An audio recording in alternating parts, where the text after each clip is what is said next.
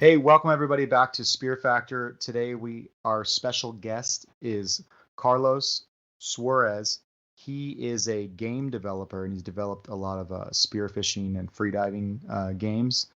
And he's originally from Cuba and started diving there. So I really wanted to get a chance to speak with him about his experiences both in Cuba and making video games because I don't know anything about it. So welcome to the show, Carlos. Thank you very much. So we were talking off camera or off recording here a little bit about your background. So can you start with your background as far as coming from Cuba and diving in Cuba? Yes, I live in Cohima in Cuba. It's a fisherman's town. And I used to fish with lines. In Cuba, we use what is called rolls, Cuban rolls, which is not a spinner or anything like that. It's just a plastic circle that you put line around it. And then I was fishing in a place where the spearos will come out with big fish. And I was fishing a small fish with line. So I said, oh, well, I'm missing something here. I should learn to do this to get big fish because my plan was to make money with it. In Cuba, you know, the economy is really bad and everything. So I learned studying the shore very shallow. And then I realized that there was not enough fish there to really make money. And then I start getting into it and I start loving the landscapes and the depth. And little by little, I start developing better my lungs and all that stuff. And then I start getting deep until I got to 20 fathoms, which is like 100 feet deep. And then I got the big fish, big groupers. Actually, a huge fish. It was my biggest fish. It was 70 pounds. And in Cuba, that's a big fish. So that's how I started.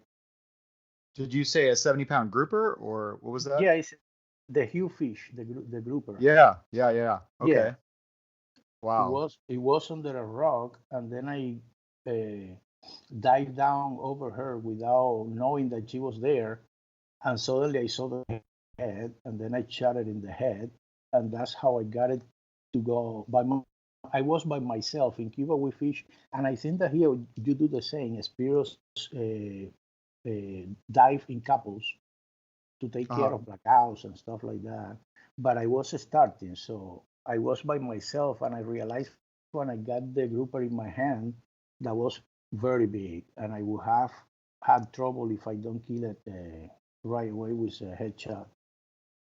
Nice. So you stoned it, like shot it, Yes, game yeah, over. yeah, kill it at the spot, and then I realized, okay, I have to shoot to the head. I mean, you have to understand, in Cuba when I came, it was 2001. We didn't have internet or anything in Cuba, so I didn't learn anything from YouTube or anything like that. So I was learning by mistakes. No, I completely understand that. So did you have anybody to help show you, like to kind of mentor you when you were just starting out, or were you pretty much just by yourself? Yeah, by myself. You know, in Cuba, people do it for a living. Like it's almost to be a business person. They will not tell you secrets or tricks or anything because it would be competing against themselves. So you pretty much have to try to learn by looking at what they do, and then slowly, but at some point, someone get to be your friend because they see you going deep and that kind of stuff, and then you get a buddy, and that's how you learn them faster after. But yeah, you have to do it by yourself. You have to go from shallow water to deep water by yourself and try to understand what's happening. What kind of equipment did you guys have? Well, I start with everything homemade, and then I develop. I am a painter. I am a fine art artist to start with. So once that I started selling my paintings, I could afford some better equipment, and I use Mares. At that time, was the best Mares that there was. I don't remember the name, but I think that was Mares L or something that it had like two canals in the sides. So when you were kicking, it will expand, and when you kick back, it will contract. It was very good. I like it. And then the mask I used was a Crazy Sub Pinocchio. Uh-huh. And then the gun was guns that a Cuban guy used to make there. It was pneumatic. We did it with aluminum cylinder with air, compression air inside. And then we did the spears with in the trunk of the cars. There is this big, strong iron bar that is what helped the trunk to open by itself. I mean, I'm Uh-huh. talking Russian cars. And so this guy used to get those and cut them and straight them and made wonderful spears as well. They were 8 millimeters diameter, very strong ones with two the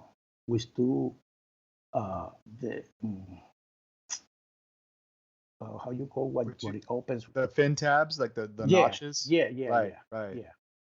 So that's I love hearing those stories, because I really honestly feel like that is the essence of this whole, diving in general. Like, to be truthful, I don't even really consider it a sport. It's just a way of life. Diving and making all your own gear. And like, I've been places where guys use chain link for dive belts and all this stuff. You look at nowadays, we've got all this fancy stuff and we're going down deeper and all the things like that. But I mean, you're talking about making shafts from rods that you use to prop the hoods up with cars, and you're landing 70-pound grouper with it. Yes. Yeah, that's like so much respect for that. So much respect for that stuff. So what kind of fish were you going for other than grouper? Was it mainly grouper? Well, I started with triggerfish, ocean triggerfish, which Uh-huh. were the easiest. I think that that's the easier fish that you can catch when you're starting because they are middle water usually, and they are in bunches. So that's what I start. When I got deep, I start with I think 12 fathom. I don't know exactly what that would be in feet, but it's half. It's kind of deep I for think it's like me, but it's 70 not. around, like, so Yes, 1 fathom 6 feet. So yeah. that something like that. So what you could catch at that time was either mackerel, Spanish mackerel, Uh-huh. jacks, or triggerfish. But we had spots. We found spots and then we marked them. And every time you go there, usually you will see triggerfish going around the rocks and all that. And they came up to look at you. And I remember seeing the little eyes like curious, and I felt bad for killing them, but I was doing it for eating and living, so it was not just for the sake of it. Sometimes I came up with a fish, and there was like an army of triggerfish chasing me up all the way to the surface. Right. It was funny, but it was very beautiful. Besides, you get in love, you fall in love with the quiet and the world on the water.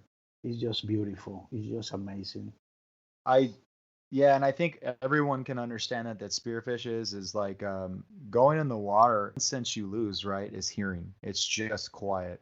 Totally. Um, yeah, it's totally quiet, and the thing that I love about it is it's just you and your thoughts. And then, if you're focusing on hunting your fish, um, that's all you're thinking about. And you're kind of forced to forget about the things on land that stress you, or um, just by it's so quiet, just by taking away that sense of hearing.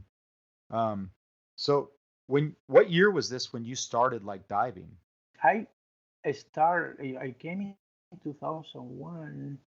The government took away diving for 1 year before, so around 1997, 98.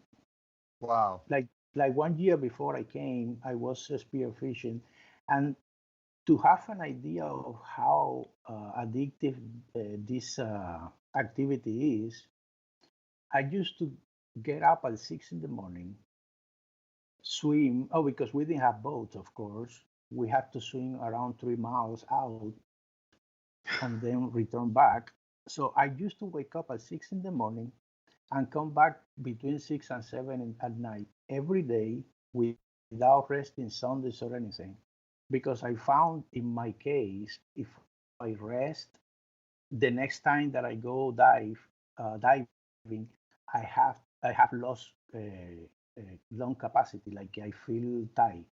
So I just did it for over 2 years every day of the week, unless I was sick or something, or when I had the blackout. But the rest of the time, my wife pretty much was like, well, you live pretty much in the ocean instead of here. But it's just Sounds so familiar. addictive. It is just so. There is a point that you dream with it. At least I did. I used to dream all the time with it. Yeah, do you ever have dreams like I have dreams that I am diving underwater and then I forget that I don't have that I have to breathe and hold my breath. I'm Well, holding my breath when I'm sleeping, you know? well, I dream the weirdest places to fish. Like for example, in my case, sometimes I dream that I was in a main hall where the Suarez is, and that was when you went down in the main hall was ocean instead. And then there were like all over the main wall, the main hall, there were canals full of triggerfish in that case, because again, in Cuba, triggerfish is like abundant. Uh-huh. Uh, so those were my dreams. And the one about not forgetting to breathe, that actually was real because I got a blackout because of it. I forgot totally that I had to breathe. I thought that I could walk or live down there. And by the time that I realized I was out. So, yeah, let's talk about that blackout. So this is why you're diving. You just kind of like forgot that you were holding your Yes, breath. yes. So that's I, like that's the epitome of being relaxed though. That's oh, like yeah. that's where you want to get to. I was literally walking in the bottom, chasing a fish that used to go. There was a big rock. I went all the way down. This would should have been 17 fathom, and it was a cubera, snapper Yep, cubera. Cabrera. Yep. Yeah, probably around 25, 30 pounds. And she came out from behind the rock. So I was in the bottom waiting for fish to come, and I see her head. So I start walking, literally walking to her, and then she went around, and I start walking around the rock. And suddenly my thighs felt like kind of sleep. And I Right. went, oh my God, I have to go up. And then when I look up, I see how much I have to go up. Thanks God, my nephew, which was at that time, he was 14 years old, uh, had come with me that day, although there were men of war, Men of War, the, yeah, the yeah, all over jellyfish the or place. Yeah, it was yeah. winter was coming, like it was a cold front coming. So the day before, cold fronts in the north coast of Cuba, the water is the most beautiful thing because the wind comes from the south before the cold front come in, and it made the water clear like glass, and then it make it very flat. But Man of War started coming in too, and he was scared at first. But then somehow I went by myself, and somewhere he come around and said, "Oh, I'm here." I said, "Oh, okay, cool." And that was when the blackout happened to me. Well, it's a good thing he was there. I Oh mean, yeah, totally. yeah. We would not be talking now. Yeah, so that feeling you're talking about where the tingling in your legs, right? Hmm. That's when your blood is like everything's getting pulled to your core to try to keep those central systems going, and it's taking away from your extremities, and then Uh-huh. also that tingling can be associated with lactic acid when people's legs are out of shape. But I think what you're talking about is, yeah, your body's trying to pull all its blood around that. Right. Yeah. Yeah, I Um, was totally in shape at that time. So it was yeah. that problem. Right. Right.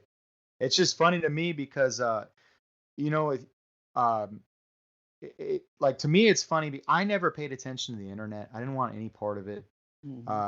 And then I realized the problem with that was I stayed in a vacuum, and I really hurt my ability to learn things by just staying in my little group. And it wasn't anything conscious. I just didn't really care about social media or anything.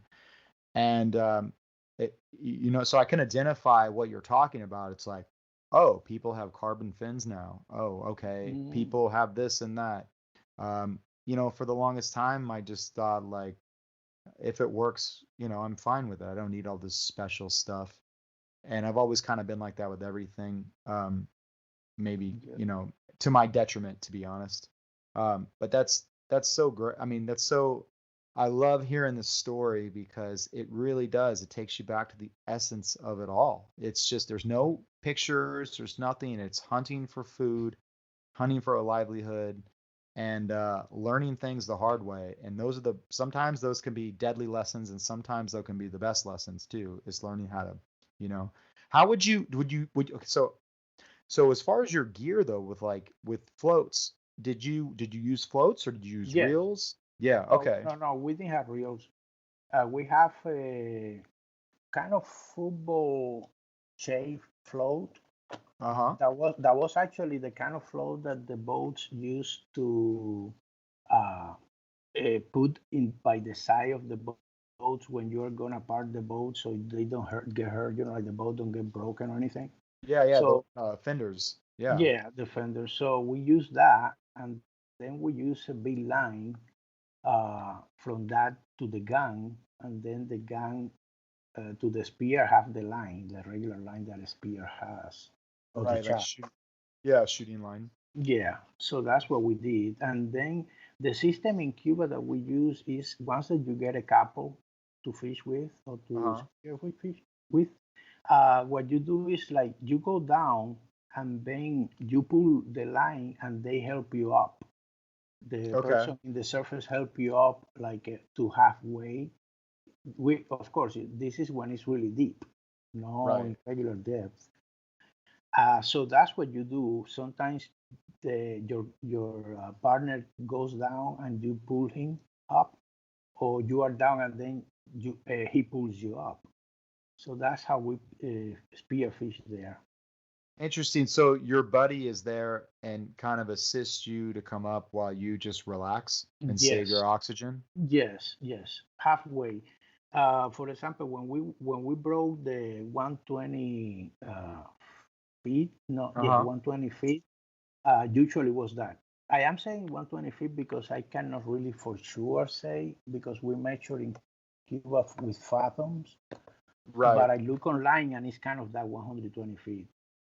And usually in that, you get the best fish in Cuba because in Cuba the fish somehow it got really away from the from shore. I Yeah. don't know why because we don't have too many boats or anything there. I guess that's part of it because people have to fish close to the shore mostly, so they So deplete the. yeah, so 20, I think it's 20 fathoms, right? Would be, Uh-huh. yeah, 120 feet. Okay, yeah, it's 20. I know that was 20 fathom. Now, Yeah. some Yeah. people have told me, no, it's not this, it's that. I say, oh, whatever. Yeah, whatever. Just Yeah, get fish. exactly. I don't care really. It's just like you have to go deep. And Yeah. then, yeah, your partner will pull you up, holding the line, and then halfway up, then you can go up by yourself. And, Interesting. Yeah, no, that's almost like the ultimate buddy system. I mean, even if you blacked out, you just pull them up. exactly, and it give you more range as well because then you don't have to be worried about going too deep because you know that you won't move at least halfway up. So Wow. it gives you a good range of depth.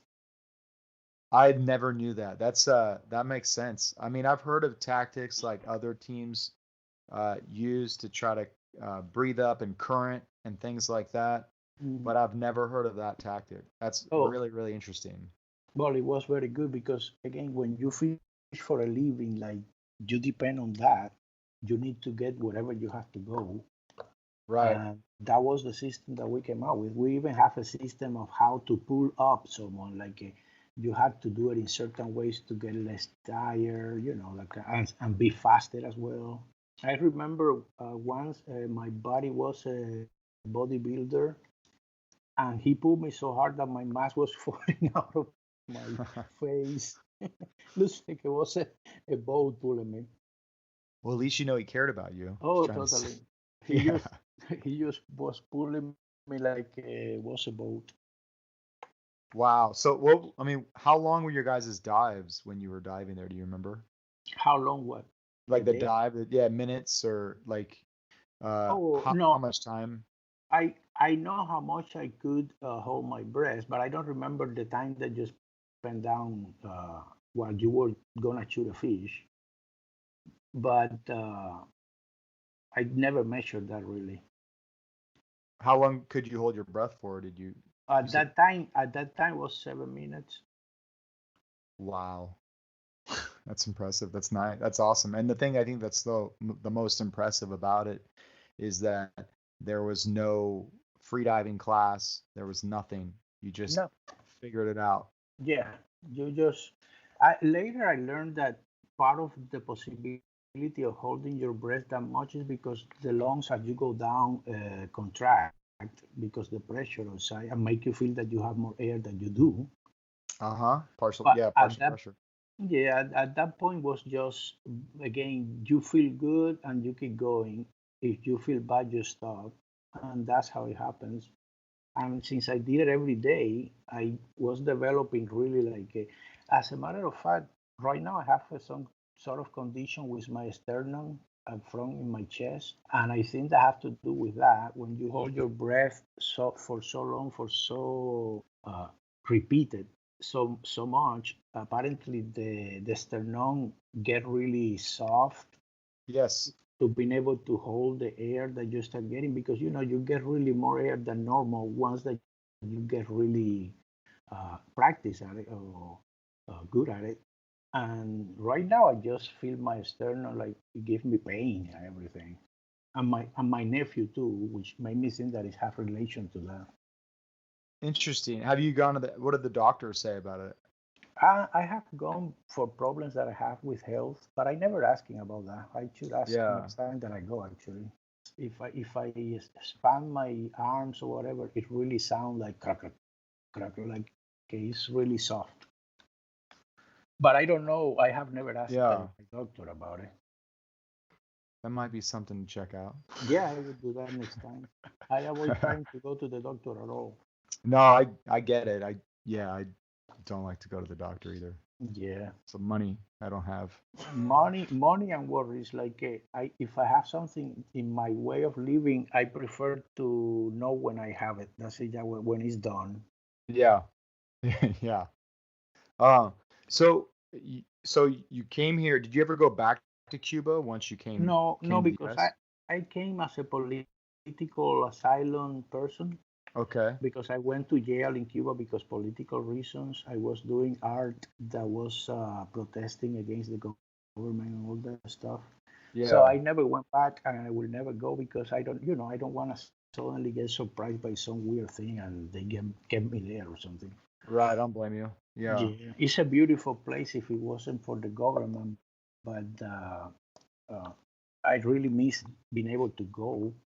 But I came in a specific case that I cannot really go back. And, it's not like many people do go back, but they came from another reasons, really economical reasons and stuff like that. But in my case, I am just afraid to go. I did some tricks in the military and all the stuff, and I really don't want to So risk any problem. yeah, I don't blame you. I've had like I can understand that. I mean, I know I talked to a lot of people and dealt with a lot of people that once they've fled their country of origin, as Mm-hmm. much as they like it, it's and they love the land. It's just Mm-hmm. like you said, the government and all the other shit you got to deal with isn't worth it. It's too Mm-hmm. dangerous. Yep. Um, Like this. so how did you get into like so you love spearfishing, obviously, it was part of your life every day. And then now your current projects are so how did you get into the video game part of everything? Well, like I say, I study fine arts and I graduated as a painter. So in Cuba, at some point before coming to America, I was selling my paintings, and one of the people who were buying my paintings bought me a PlayStation. I think that was PlayStation 1. And then when I experienced playing a game, I said, "Wow, this is quite an interesting media. You can medium. You can do art on it. You can do animation. You can do programming. Like you can actually live in the world that you can create." And from there, I said, "Well, that would be an interesting thing to do. I would love to do that." But in Cuba, I didn't have any possibility of computers or anything, so I couldn't study anything like that. And when I came, I wanted to spearfish here, but when I realized the economy here is very difficult, like in Cuba, there is a system, everyone is very poor and all that, but people kind of help each other. Here is kind of like if you don't work and make your money and you don't have money, you go to the street. In Cuba, we live with the family the whole time pretty much. So the houses are full of families, no a couple or anything, but the whole family. Here, you have to depend on everything. Like you have to work and make your money or you go under a bridge. And that stopped my dream of spearfishing here or anything like that. And then I got sick with blood pressure because I was sitting all the time, instead of exercising or whatever. Yeah. And I got older as well, of course. I came when I was 30 already. So going back though, you said that you kind of ended spearfishing when you came here because you had to work, right? Yeah, that was the first reason, yes. Then Yeah. at some point, I did good working and I had time, but then I got sick. Okay. Yeah. I came to the Keys. I live in the Keys just because of that. I was planning, okay, now that I'm living better, I'm making money and all that, and I work from my house, from my home. The same with my wife, she's a writer. But then when I started doing, I did a couple of spearfishing adventure with my son, but I had trouble already. Like I have pain in my chest, stuff related to blood pressure and heart. So by the time that I was done with all that, I was already off of the hook for the spearfishing. So I had to sell my gear and all that, and that's it. Did your son spearfish too? He did when he lived here. Now he moved. He's in college now. Okay. I think that he never liked it too much. Like he was not. He's from Kansas. He came to live to the Keys with us, but I don't think that he got in love with it. He saw a couple of bull sharks and kind of stuff like that. That's not a pretty sight. Right. So you got a PlayStation.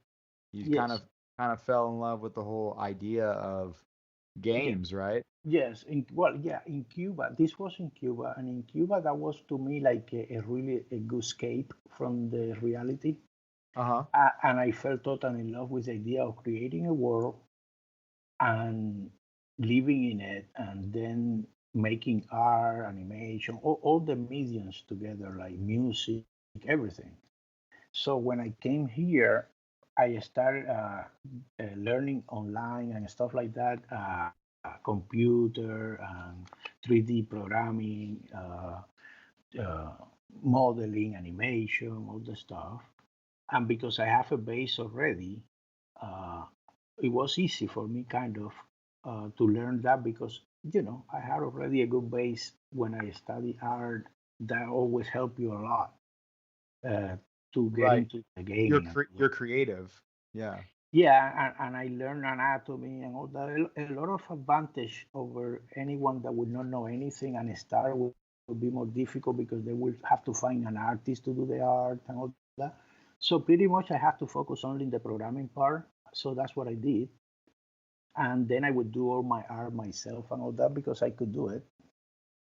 So it was only like learning half of what you need to have to make a game. So how many games have you made? I made 2 games, both spearfishing. The first one was for iPhone only because I didn't know enough programming yet for making it in all the platforms or anything like that. And then the second one is a spearfishing game based on that one, but more like a sport kind of thing. Like you compete against other spearos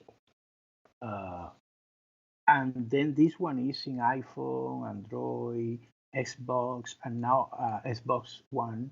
And now I am working to put it in Steam, which is the PC gaming store. Yeah. What are the names of the games?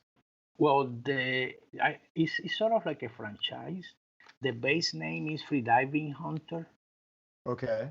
And then from there you find the one that is in the mobiles is named Adrenaline after that. And then the one in Xbox One and PC is the one that is Spearfishing the World. Spearfishing the World. Yeah, that is the version for the consoles and the PC. And it's Freediving Hunter, Spearfishing the World. And you go around the world. There is a world map where you choose spots to go and compete against other Spearo. My goal with that game, of course, is to make it. It's the only game about spearfishing that there is really. I mean, I came out with the idea because I was a Spearo before, and I thought, spearfishing has so many things that you can add as a gameplay. That would be an awesome game. But because I develop it myself, I always missing time to develop the whole thing. So I have to put the game kind of halfway to my original idea, and that's what I'm working now in doing, is to put it in PC, and then in PC update it with more stuff, including multiplayer and all that. It's kind of easier. For some reason, when you make games for PC, because the PC is in hands of everyone, it make it easier for you to find information and that kind of stuff to be able to develop it really fully. Right. So that's interesting too, because I mean, you mentioned PC, and this, what I've learned is that everybody has certain people have Macs and PCs, and they say Macs are less susceptible to viruses. Mm-hmm. And the truth of that is not that necessarily Macs are any better to viruses. The people that make viruses target PCs because there's such a higher number of people that use PCs than Macs. Yeah. That's right. So I mean, yeah. So what are some things you want to add into those games? Oh, for example, like the game right now is just spearfishing. You can select guns, gear, fins, mask, and all that. You compete against AI, artificial intelligence kind of thing. Like the enemies in the game.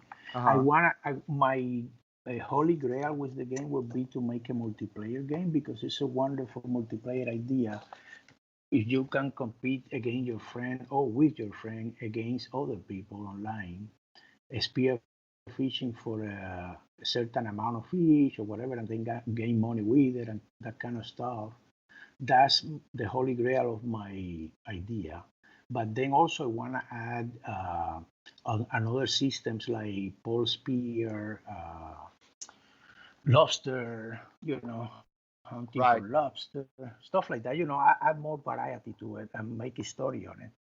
Well, what would be really cool, what would be really cool is to get like you said, countries, right, competing against each other. So like have a team from each country, like how they do the interpelagic or inter-Pacific games, and you could have like Tahiti like versus Hawaii or that would be wonderful.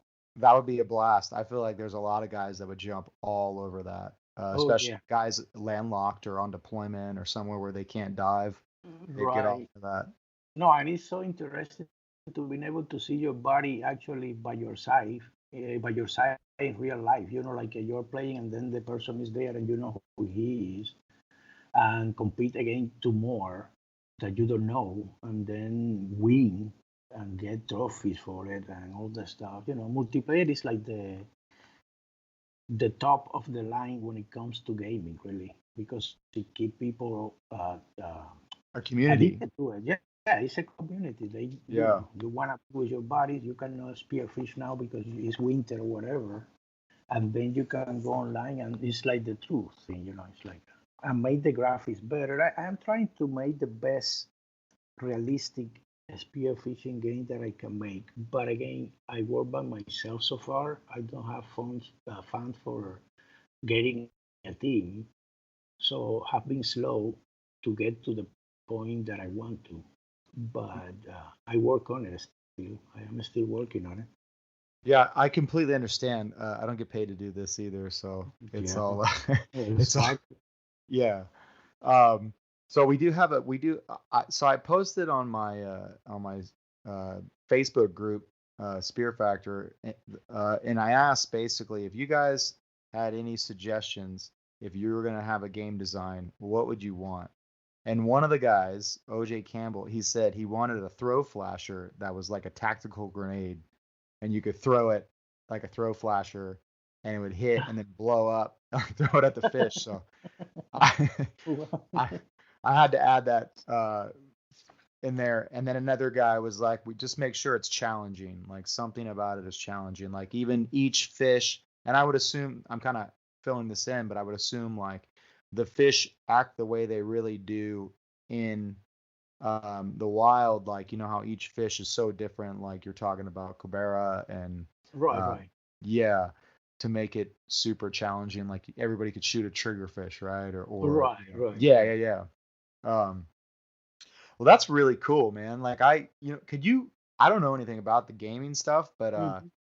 it's nice to have your ear so that and you're doing this on your own, and I just Yep. kind of want you to know that like I don't really play that many video games, Mhm. but from one spear fisherman to the other, go for it because we would probably love it. Like, you know, Well, like I have the people have received it pretty well. Some people don't like it too much based on what I am saying because I am alone. I cannot develop as fast as I want to, so I put the product out there just to start with, right. and then I have to get time to develop all the other things that I want to. But most people like it, and I have a lot of people following me and everything with it. And they give me good comments about what they would like to see, and I want to integrate all that to the game because they are valid Yeah, requests. But it's just the problem always comes down to money and time, and 100%. yeah, that's It's how it life, is. right? Yeah, that's how it is. There is no other way around it. Yeah, but the main thing is you just have to get the product out there, right? Like you got to That's it. start somewhere. And I mean, I kind of went through this with this thing, and I remember like, wow, the audio sounds like crap, and it's like, you know what? I'm just gonna keep doing it, and as you keep doing it, it gets better and better and better, and you learn little tricks along the way. And I've had a lot of really supportive people and guys that are farther along at this stuff than I am, like the noob Spearo guys that um, Isaac really helped me out with some things. I just talked to him about that. But I feel like, yeah, I just keep going. Don't stop. I mean, you can do what you got No, to do. when you when you do something with passion, nothing stop you really. I Right. don't do it for money. I say that I need money to do more, but it's not that I am doing it for the money that I get from it. Because if it was up to that, I would be stopped already. Um, it's just passion. It's just I cannot spearfish, so what I do is make a game that is for spearfishing, and then I play it myself, and then I put it out there and try to get money to keep going with it. Because really, I don't make enough for making a living out of it, Right. Well, I mean, thank you but for I just doing love it. that though. Yeah, thank you for doing that. I mean, I really understand what you're talking about. I totally get it. So if people wanted to donate money, because I'm, not the most knowledgeable on this stuff, but how does someone help like donate money to you to keep the game going or to keep developing it? Well, honestly, I never thought about donations, so I don't have any place set for that or anything. So I don't know really. I didn't ask for funds from anyone. I have done everything with my wife's support. She knows that I'm very passionate about it. So I never thought about a community supporting me or anything like that. So I cannot tell you any place really. I don't have it. I don't have any set up account for help or anything. Yeah, I So feel like you should reach out because I bet you a lot of people in the community and just hearing this would want to just, even give $1 or $5 or whatever just to help you do something positive. I mean, maybe that patron. thing. I set up a Patreon account myself, Mm-hmm. just for people to do the same thing. Like, hey, just donate because it'll allow me to buy a better microphone Mm-hmm. or pay someone to edit it. You should try to do that, and then yeah. And do you have social media links or Oh anything like yeah, that? yeah. I have plenty of social media. Yeah. Uh, I have a website. I have Facebook. I have Instagram, Twitter, email. YouTube channel, Well, all yeah. that stuff. Can you share that stuff with us right now? Oh yeah, Like, totally. so what's your Facebook? My Facebook is Freediving Hunter at Spearfishing Games. Okay. Instagram is Strongbox 3D. That is STRONGBOX 3D. A number 3 and the letter D. Okay. That's the same that Twitter. And And then then YouTube, you said? and YouTube is Freediving Hunter Spearfishing the World. The name of it's the same name of the game. As the game, yeah. And the mail is artist at strongbox3d.com, which is our company. Okay. The website is strongbox3d.com and freedivinghunter.com. Yeah, I just feel like what you're trying to do, I can certainly, like I said, I certainly understand what you're trying to do. And it seems like that's something super unique and cool. Like you can't spearfish anymore for medical reasons, and you're still trying to give back because you are. I mean, really cool. So I hope you guys, if anybody's listening, check that out and see about donating or something like that. That's really cool. Um, Well, I wow. appreciate that. Yeah, no problem. I mean, I appreciate you putting all the effort into it. I mean, I get it. Yeah, It's a lot of time. passion is passion. Yeah. Yeah, but again, when you do passion stuff, nothing stop you. Not even a bad comment. No, I know. I know. Yeah. I mean, Eh, like I do this just to meet people. Like I would have never met you or had this conversation with you or understood your story and where, you know, and it's like that needs to be shared with people. Like that's something that's really cool, almost kind of like documenting a little bit of history. And then you find out the world becomes a really small place when you start meeting everybody and you realize there's a lot of really cool, like-minded people out there and unique people too. And I love it. I love meeting people. That's why I used to like traveling so much because you just meet people all over the place. Even if they're totally different than you, it's just something unique and cool, Yeah, really that's special. yep, that's part of the beauty. So what's like you're just gonna keep for the future, like future wise, you're just gonna keep. Are you gonna come up with a newer game, or are you gonna just keep adding Nope, on? I am thinking right now. I am uh, uh, trying to make this game for PC, which is the same game. It's nothing new about it. There is just some updates in the graphics because PC allows you to put more graphics depending on the platform. I mean, depending on the machine that the user has.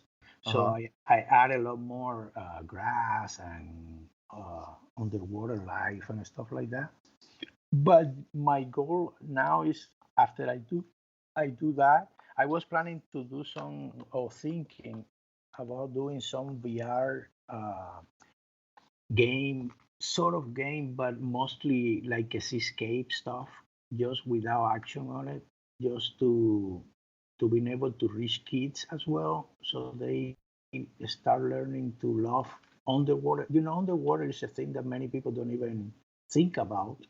Right. So because spearfishing has some violence and stuff like that, violence, uh, they rated 14 and stuff like that. But I'm gonna probably do a fast game where you explore the bottom of the ocean. But because I actually went underwater spearfishing, I kind of feel the underwater more than know about it. So I'm gonna try to create the most realistic landscapes based on my experience of what you feel when you are underwater.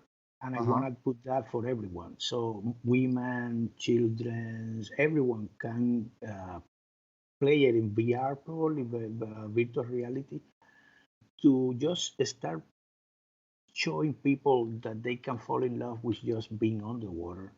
And then my goal with the actual spearfishing game is to develop it all the way to multiplayer. I want to add lobster fishing. I want to add pole spear, octopus, all kind of stuff. Yeah. So no, that's awesome. I feel like go ahead. Sorry, go ahead. I want to develop the franchise. I want to be the owner of the franchise that anyone who is in that that interest with spearfishing will go to. That's it. There will not be anything like it. Like that's gonna be the best spearfishing on the water game. And free dive, of course. I don't want scuba diving in my stuff because I respect spearfishing when it comes to free diving, because you are trying to even with the fish. But if you have a scuba dive gear on you, it's pretty much abusing. And probably you should cut this off, because probably I should not be saying that. I would get enemies from the diving community. Oh, I love it. Say it. Yeah. Yeah. The problem is the enemies will be like, "Well, this guy, why is saying that?" Let them hate.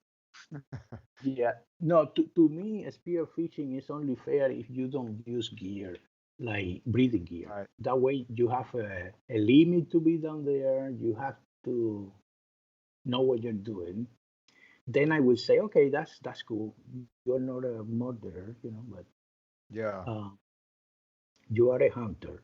It's respectful too to the whole thing, And you know what? Let people hate. If they're talking about you, that means they're talking about you, right? If they want to just say whatever. It's the honest belief. In Cuba there were people with scuba tanks, and I always told them that that was not fair. What's the difference? You just better get a bomb and throw it there and just kill all the fish and go up. You need to balance the stuff. You need to balance the situation. So I guess that's it right there. Let's talk about this, because this is interesting. You're coming from a place where you had to hunt for food to sell.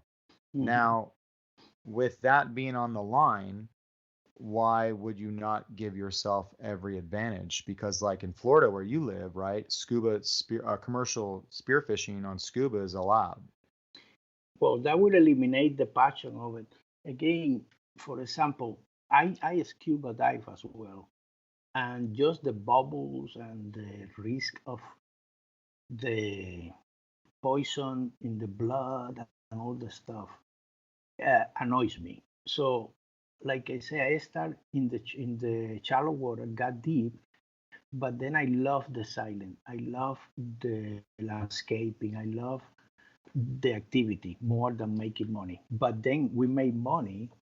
By the time that I am talking now, making money is the second level. It's not anymore the beginning, like the main reason of it. Right.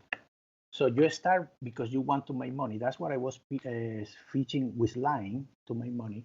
Then I saw the spear fisherman coming out with big fish, and I said, okay, I can make more money if I do that. A little later, I start loving more the idea of spear fishing and the feeling of the emptiness and the floating. That noise would annoy me. So it became second nature. If you make money or not by that time was not important anymore. But still, it's important, but it's second to do it in a way that is challenging to yourself. It's like a game. Again, I saw a game the whole time after I learned those stuff, because it become a challenge to yourself more than anything. Right. I could not sleep without dreaming of it. So it became, honestly, I thought that I should be in the water. It's like, okay, I need to be in the water. I am a late person. I don't like to wake up early. Sorry. Yeah. No, go ahead. I can just hear your passion, and I totally get it. I mean, spearfishing isn't about anything else. It's a very personal kind of journey. It's like how religion is to some people. It's a personal, like, not to get religious with some people, but it's like it's a personal relationship with you and God. It's like spearfishing is just a personal relationship with yourself almost and That's the it. ocean, and that's it. Hmm. Yep. There are, there are, for example, one of the things that you take away always since you are a kid is smell. So that sense that smell can take you away back when you were 5 or 6 years old Uh-huh. is that powerful. There are images and feelings that I had when I spearfish that always will be with me. I will forget many things, but never those moments. There was a moment that I was going down in a place in Cuba that was so clean, and then when I went down almost to the bottom, I stopped for a second to look around me, and I could not see anything but blue when I looked to the horizon in the bottom, right? Just blue. And then a shark was coming through it, and I could see the little spot, and I could not go up. I had to see what it was.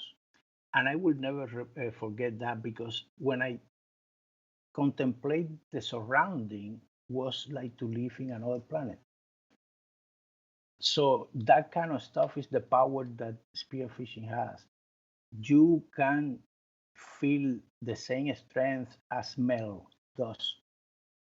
You would never forget it. I still feel like I could go tomorrow and go down 100 feet. Of course, I cannot, but I am saying I can feel that. That's how strong it is. You feel that you stop living once that you stop doing it, and then this is a weird life.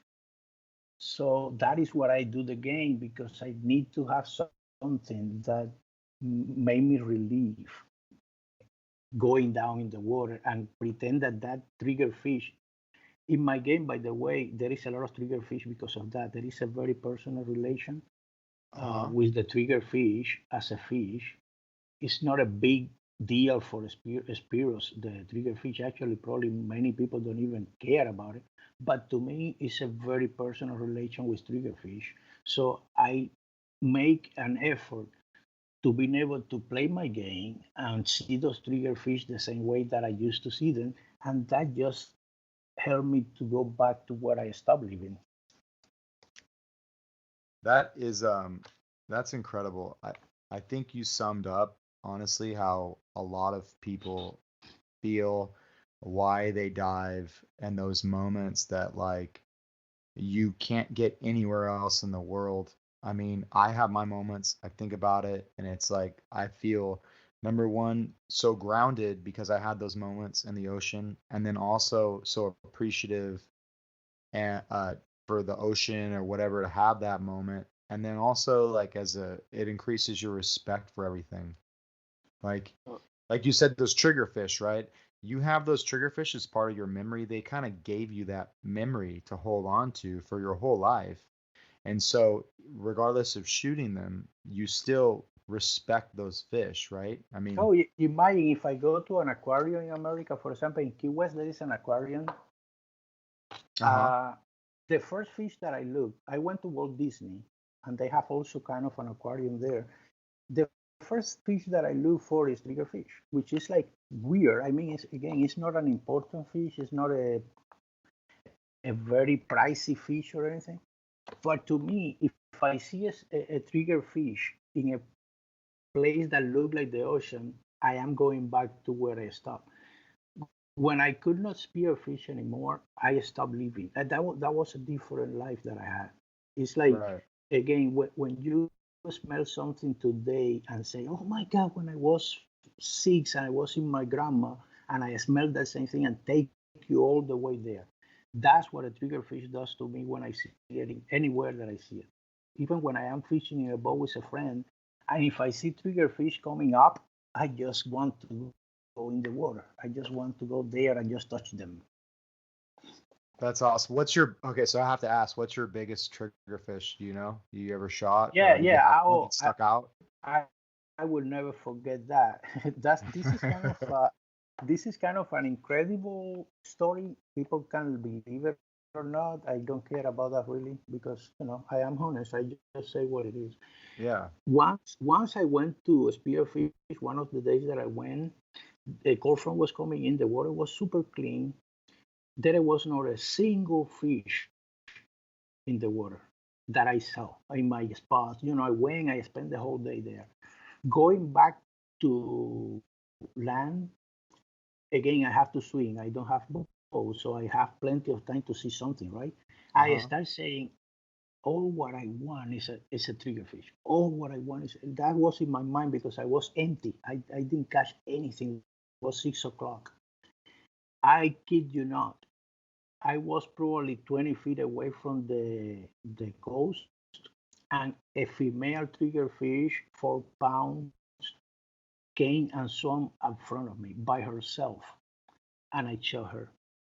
I had even the gun still prepared because I was like almost picturing, oh, I just wanted to fish. Oh, I just wanted. It happened. It was 4 pounds. I remember it was pretty big. The trigger fish in Cuba that we used to catch maximum, like most of them, would be around 2 pounds, two Okay. pounds and a half. The Yeah. females were the biggest one, and I would never forget that because it was almost magic. Like I could not believe it. I saw it, and I even took some time to say, "Dude, I shoot. It's like this real. It's like it's just me. I am tired or what?" And yeah, that was one of the moments that I will never forget. I love it. Yeah, I recently had a moment just like that, and I didn't pull the trigger because I didn't have a good shot and I didn't want to ruin it. Mm-hmm. And but that moment where your brain is trying to process, Mm-hmm. like, what Yeah, the what? heck? Yeah, Yep. yeah, it's so special. I love it, man. That's so great. I'm so glad that you were able to contact me and reach out and you share your story with all of us. Speaking of stories, did you have any shark stories from when you were I, living in Cuba? Or I have a wonderful, not a bad shark story, but a good one. I was with my nephew. uh-huh. Um, I was swimming around 16 fathoms in the place that we had at that depth. I was swimming in the surface, ready to go down, and feel I felt this pull or push, I would say, a push in my side. Uh-huh. And my nephew was behind me because he was ready to hold to my line, and he touched my leg. And when I looked to my left, a huge whale shark, and I was like, I had never seen it before because that was very close to shore still. Like we were like probably 1.5 miles out, and the platform in Cuba, the bottom is kind of like the Keys.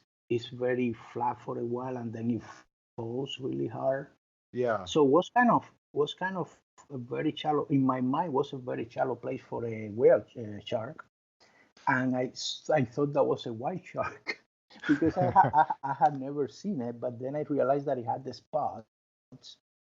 What a majesty! Like that was majestic. Like that shark was so beautiful, and the mouth was right by me, but didn't have anything. I mean, it was not anymore. Once that you realize that was a whale shark, you go, "Oh, cool!" And it Yeah. was big.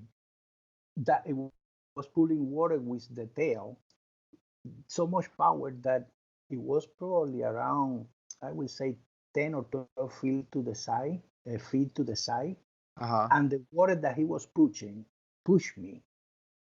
I feel the amount of water that he was displacing pushing me, and that was beautiful, and that's my experience with shark in that case.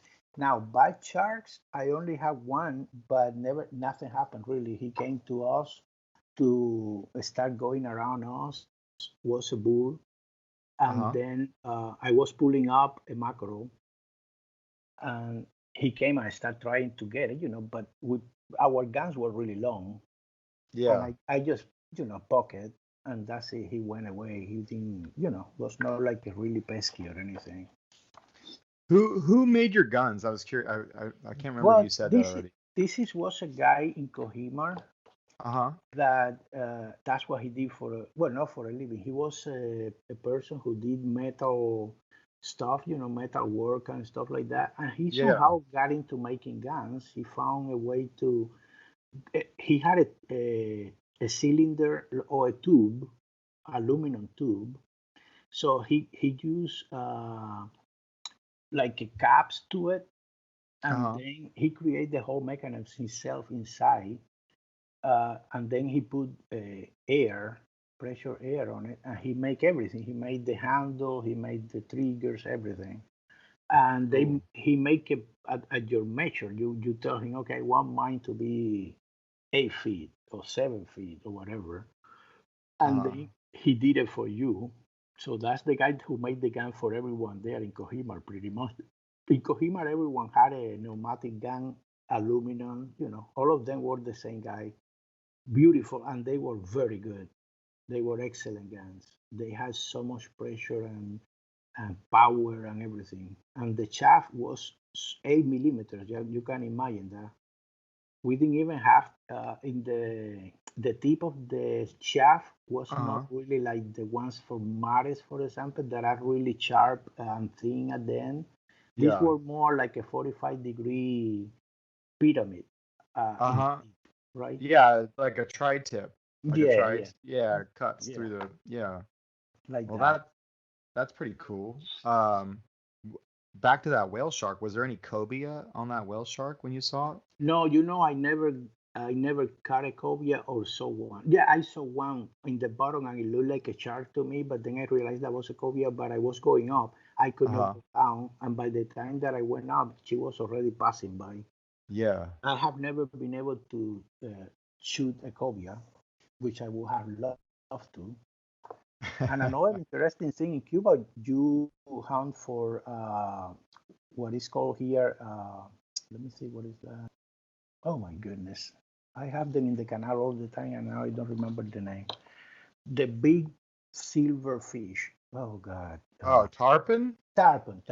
Tarpon, yeah. Yeah. In Cuba, you fish for that because you can eat it. I mean, it's not like the best meat or anything, but again, you do it for the meat. Yeah, it's neat.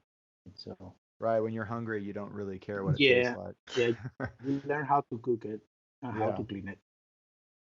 Well, Carlos, thanks so much. I'll wrap it up here. I'll let you go. I know we've been talking a while, and honestly, thank you for sharing your story with us all and your video game. I'm gonna check it out. I'm gonna have my son check it out too. Sounds really interesting, and I'll put it up in the notes about how to get in touch with you through social media and all of that. But again, thank you so much for sharing all this with me, and thanks for reaching out to me. Well, I appreciate very much the opportunity. I appreciate it very much. Thank you so much for this, and anything that we can do to help your podcast as well, we will do it. I appreciate really appreciate that. Yeah, I appreciate it. The podcast, honestly, it's for specifically guys like you. I mean, just people like you that have a unique story and share with all of us, so we can all be entertained and learn from it and appreciate, our roots, so to speak. And yeah, it's for the people. Well, thank you very much for that work, because it's good. I like the opportunity to do it. So. Yeah, no problem. Thank you. I appreciate it, sir. All right. Thank you so much. We'll keep in contact. Oh, definitely. That concludes our show for today. I hope you guys liked it. And make sure you check out Carlos's game and give him some feedback and some support. All right? And if you'd like to support Spearfactor and what I'm trying to do here, you can go over to our Patreon page. It's Spearfactor at the Patreon page there, and donate if you'd like. And also, if you wanted more information on spearfishing and stuff kind of related to that, like do-it-yourself projects, tips and reviews, check out the Spearfactor website. Lots of good stuff on there. All right, guys, I hope you enjoy the rest of your week and month. Take care.